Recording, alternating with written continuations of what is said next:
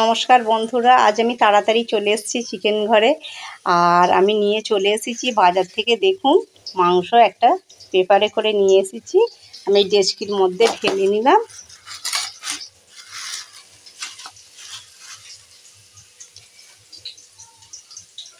আর এখানে আছে হলুদ, লঙ্কা নিয়ে নিলাম, কাঁচা লঙ্কা, দুটো তেজপাতা আছে, দুটো শুকনো লঙ্কা আছে,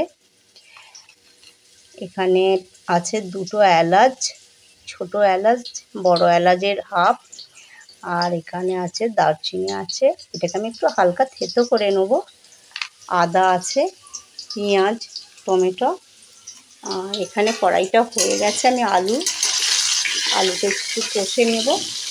বেশ লাল লাল হয়ে যাবে, আমি নামিয়ে নেব। চুলার জালটা আমি হাই হিটে দিয়ে দিলাম।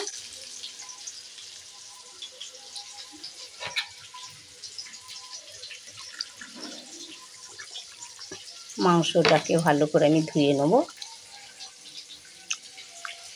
আজকে অন্য পদ্ধতিতে রান্না করব, আপনারা একটু দেখতে থাকবেন। কাজবাড়ির মতো খেতে লাগবে মাংসটা বেশ ভালো করে আমি ধুয়ে নেব।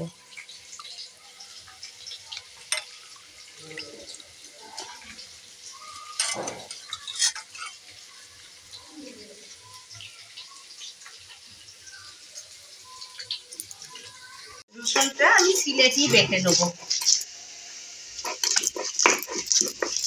সিলেটে একটু হাফ করে বাড়লে ভালো হবে, খুব মিহি করব না।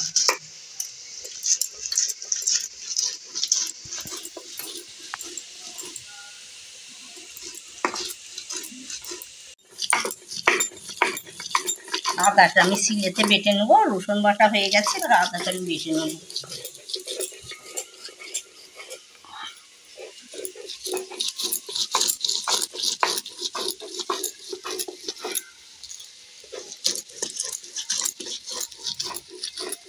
আদাটা বেটে নিলাম,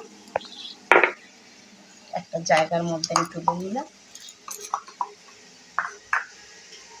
আলু বেশ লাল হয়ে গেছে, আলুগুলোকে আমি একটা চামচার মধ্যে তুলে নিলাম। কড়ার তেল হয়ে গেছে, আমি তেজপাতাটা দিয়ে দিলাম। এর সাথে এলাচ আছে, কাঠচোখালি, বড় এলাচ দিয়ে দিলাম।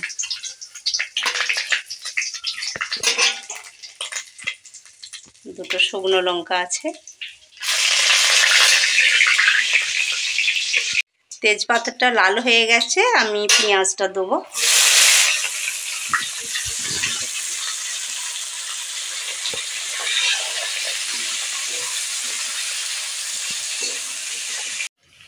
পেঁয়াজটা বেশ লাল হয়ে গেছে, দেখুন কত বেশ সুন্দর লাল হয়ে গেছে। আমি রসুন বাটাটাকে দিয়ে দিলাম।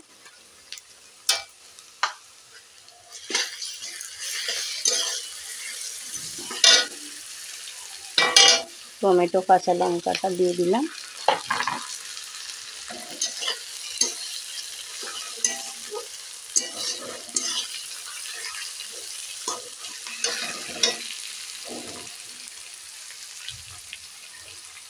এক চামচ জিরে বাটাটা দিলাম।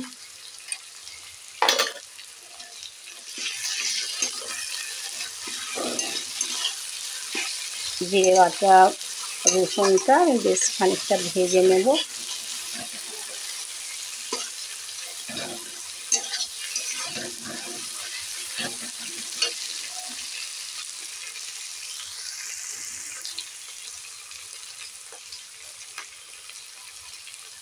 মাংস পরপর করে আমি মাংসগুলোকে সব তুলে দেব।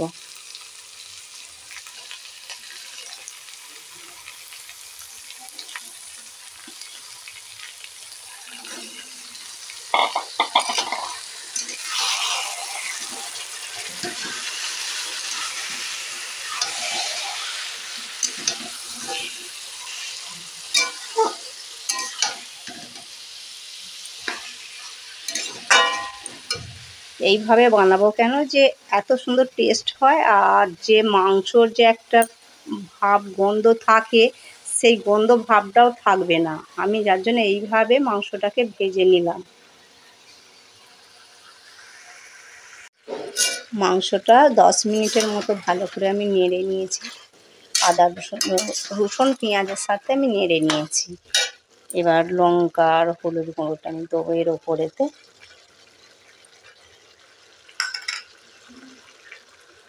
আদা বাটা,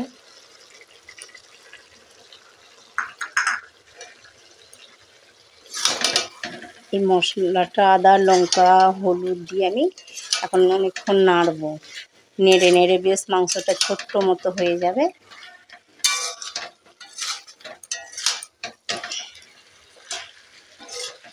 মাংসটা বেশ ভালো করে ভাজলে মাংসর পুরো গন্ধ ভাবটা কেটে যায়।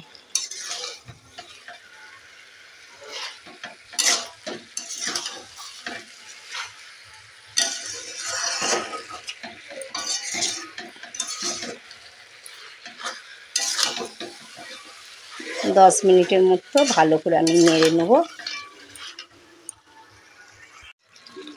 10 মিনিট নাড়া হয়ে গেছে। স্বাদ মতো লবণটা দিয়ে দেব।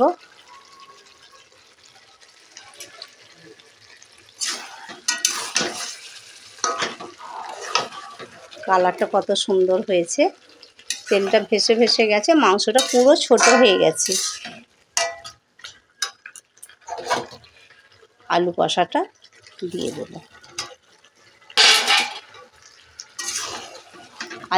আলুটা কিছু থাকলে দিয়ে ভাতের সাথে খেতে খুব ভালো লাগবে। আর আপনারা যদি ভালোবাসেন আলু খেতে তাহলে দেবেন, নাহলে দেবেন না।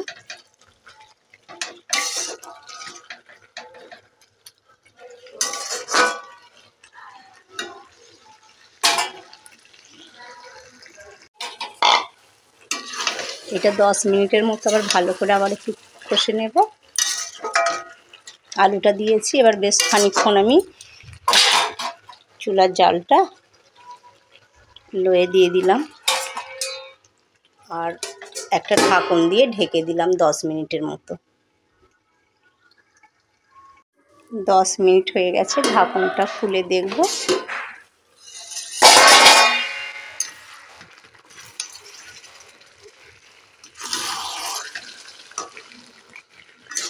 খুব সেন্ট উঠছে,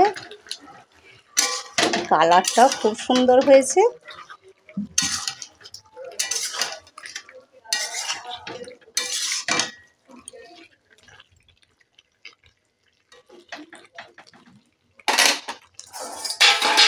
মিনিট 5 আবার ঢেকে দেব।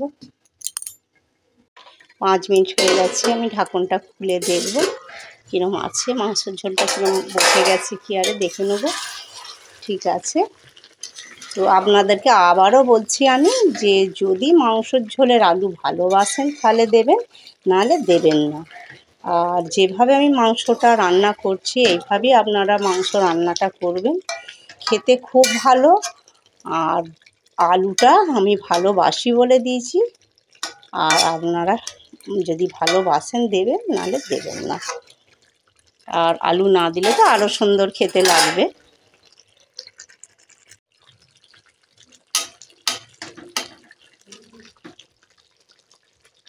আর একটু দেরি আছে আলুটা করতে, আর একটু সেদ্ধ হবে। আর একটু 2-1 মিনিট চাপা দেবো। ঢাকনটা খুলে নিলাম, দেখবো এবার হয়ে গেছে নাকি আলুটা। সেদ্ধ হয়ে গেলেই মাংস হয়ে যাবে। হ্যাঁ, সেদ্ধ হয়ে গেছে, মাংস কষা পুরো রেডি। এখানে আমি জলটা রাখবো না, আমি একেবারে ডেচকির মধ্যে ঢেলে নেব। মাংস রান্না রেডি হয়ে গেছে, আমি এবার পরিবেশন করব। আর আপনারা পুরো ভিডিওটা দেখবেন, দেখে ভালো লাগলে একটা লাইক দেবেন, আর রান্নাটা বাড়িতে এইভাবেই বানাবেন।